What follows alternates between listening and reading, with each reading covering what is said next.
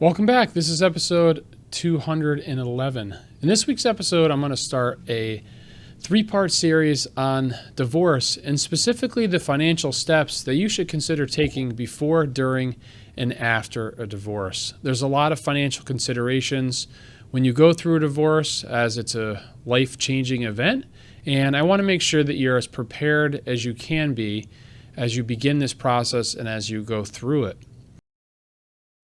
So we've all heard the statistic that half of all marriages end in divorce, but do they really? I did a little bit of digging in preparation for this episode, and I found an interesting article on Forbes that has a lot of statistics about divorce. And I'll put a link for that article in the show notes to this episode. And as this is episode 211, you can go to retirewithryan.com/podcast and /211 for episode 211. So there's a lot in this article, has information about what professions have the highest rate of divorce and what states have the highest rate of divorce, what countries have the highest rate of divorce. So there's a lot of information out there, but I'll just highlight a couple key things that I thought were interesting. So according to the article, as of 2022, which is the last time this data was reported, there were 674,000 divorces or annulments. And this is reported by 45 states. So there's 5 states in the U.S. that don't report any of this information. And during that same year, there were a little more than 2 million marriages, making the U.S. marriage rate 6.2 per thousand. 43% of first marriages are dissolved, so it is almost 50%. But second and third marriages fail at an even higher rate. Second marriages fail at a rate of 60%, and third marriages, unfortunately, fail at a rate of 73%. The average divorce ends after 8 years of marriage, so I'd imagine that most people are trying to work it out during that time, and divorce can take time. Contested divorces can take over a year to finalize, and a more simple divorce can take as little as 3 months. And divorce comes at a large cost. As the article points out, the average cost of a divorce is $7,000. Divorce rates have actually come down per thousand since the early 2000s. So that's the good news, is that divorce rates are less as they were compared to roughly 20 years ago. However, less people are getting married as compared to 20 years ago. Gray divorce can take a very heavy toll on women's standard of living. Now, gray divorce is the term that's used to define people who are ending their marriage at age 50 or older. And according to the article, women often pay a heavier financial price as they may have limited careers and career choices due to homemaking responsibilities or supporting their partners. So obviously, the closer you get to retirement, the harder it is for you to re-enter the workforce. So if a woman has been out of the workforce for a long time and now is divorced and needs to return to the workforce to be able to support themselves, it becomes more difficult. So I want to talk through some of the financial considerations that you should have before going through a divorce. So the first thing that you should really do is get organized and gather key financial documents. This is especially important if you are not the spouse who's managing the household finances. Typically, one spouse is going to be managing the household finances. They're the ones that are paying the bills, have a better handle on where the household stands financially. So if you're not that spouse, then you really need to make sure that you understand how your household is doing. So what are some of the things that you should gather? Well, definitely first your assets. So that would be checking accounts, bank accounts, savings accounts, any investment accounts. Get a handle on what those are, where those are, and how much are in those accounts. And get the statements if you can. Have an idea of what property you and your spouse own. So if you just own your primary home, that's relatively easy. But if your spouse and you own a number of rental properties, own a number of vehicles, own land possibly, getting a handle on where all that stands, and maybe even looking up the values of those assets to get an idea of where you stand. There's websites like Redfin, Zillow, realtor.com can give you an idea of what these properties might be worth. It's also a good idea to understand what debts you have. If you have credit card debt, lines of credit on real estate, mortgages, other personal loans, it's a good idea to understand what you owe on those, because some of those might be yours after divorce, or some of those might be split up. And it's also a good idea to understand what your household expenses are. So have an idea of what your household is spending.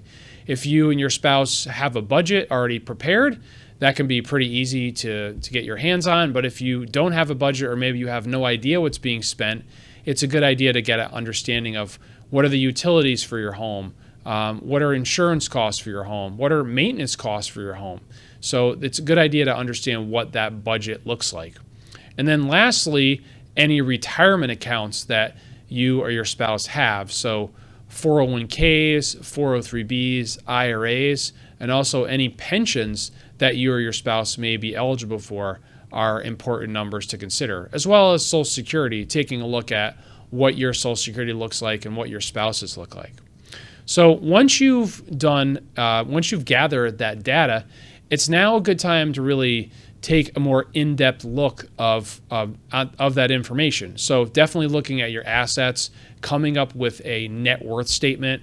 I have a handy tool on my website. If you go to morseawealthmanagement.com and click on resources, you can download the budget template that I have to put together your budget. You can also download the net worth statement to put together your net worth statement.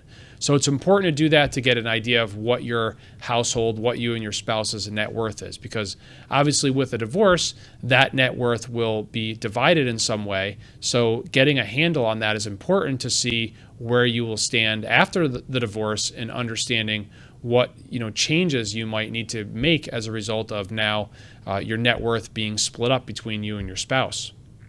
So next, taking a look at income, it's a good idea to get a hold of your tax return to see what your income is and what your spouse's income is, to understand what that might look like in the event of a divorce.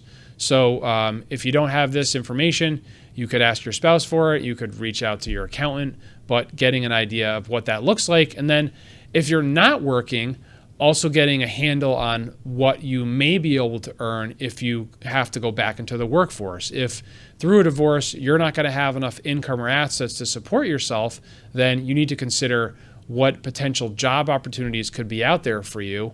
So getting an idea of what your skills are, maybe if you were in the workforce before and you're going to have to go back into it, researching some information about what potential jobs are out there. And then it also could be a good idea to buff up or really improve your skills. If you've been out of the workforce for a while, maybe you need to take some courses to get back up to speed on certain computer skills you have, or renewing any licenses if you have certain professional credentials, just to make yourself as marketable as possible. It's also a good idea to check out what your credit score looks like, because as a married couple, maybe only one spouse is the one who's been using their credit to take out any loans that the couple might need to take out. But as a single individual, now it might be necessary for you to take out additional loans for a car loan, for a mortgage, for student loans if you are going back to school or you have kids in school. So getting an idea of what your credit score looks like, and then if it isn't good, seeing if there are things you can do to improve that credit score, maybe paying down some debt or talking to creditors about paying off anything that maybe has not been settled. So once you've done that, then it's a good idea to come up with a plan about life after divorce. Now we're going to wrap up with a final part of this series on what to do financially, but just thinking about that ahead is definitely something you should be doing. And this can be when you're going through this process, because it is a lot, and I've run through it quickly, but this could be a great time to engage a financial planner for assistance. They could help you with putting together your budget, looking at your net worth, doing projections about where things might stand in the event of a divorce, just to have an idea where you're going to be financially if you do continue with this divorce, and if you're now going to be in a position where you're now the head of household, now you're single. So as I mentioned in my book, I would recommend working with a fee-only financial planner. And again, to recap, this is a financial planner who you're going to pay either on an hourly basis for their time, or you're going to pay a flat fee for the advice they're going to give you. The reason I recommend this is because you're just looking for advice in this situation. You're not looking yet for somebody to maybe manage your assets or help you to invest your money. You're just looking for advice. So this type of financial advisor, financial planner, is going to be able to best help you to look through what you have, help you to get an idea of where you stand so that you can be as prepared as possible as you go into filing for divorce or going through the divorce process. So I would imagine that most financial planners could accomplish this with you within 2 to 3 hours. So not a lot of time, but you're going to get their expertise in helping you to get a better handle on where you stand financially.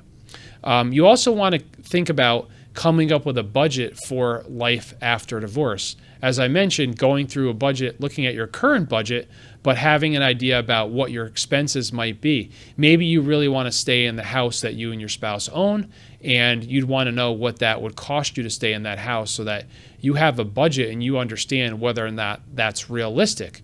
Maybe it isn't. Maybe you and your spouse need to sell the house that you have and split up those proceeds. What would that look like? What would that mean to you? Would you be able to buy another house? Do you have enough assets and income to do that? Or would you be better off renting? And what does the cost of renting look like? Also, if you're going to be moving, sometimes with divorce, people move. Maybe you're currently not close to family or friends, and you want to get closer to family and friends, getting an idea of what that would look like if you did move to another area and what the cost of living would be like, what the cost of housing would be like. So it's really just about being as prepared as possible. You're not doing a total financial plan, but you are beginning to put together a financial plan to understand what life would look like after divorce. So I hope this gets you a little bit prepared about how you would approach divorce financially, understand where you are, understand the resources that you should be looking at to figure out what your next steps would be. And next week, we will tackle how to handle your finances while going through a divorce and talk more about that. And I hope to have a special guest on next week's episode. So again, as a reminder, if you haven't checked out my book, you can always do so by going to retirewithryan.com and checking out my book. Or if you have a listener question you'd like to have considered for a future episode, you can also head over to retirewithryan.com and click on Ask a Question. Have a great week, and I look forward to talking with you next Wednesday. Take care.